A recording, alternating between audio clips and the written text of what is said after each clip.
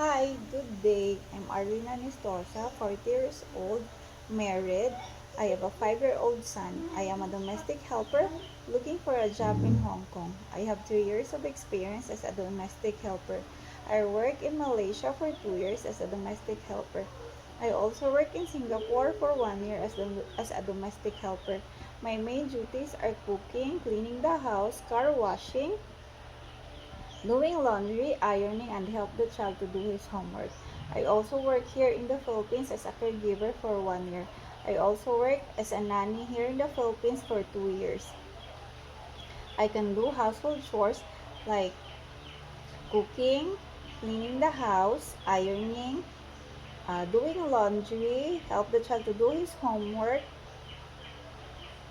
going to the market. I am trustworthy, reliable, honest, and hardworking.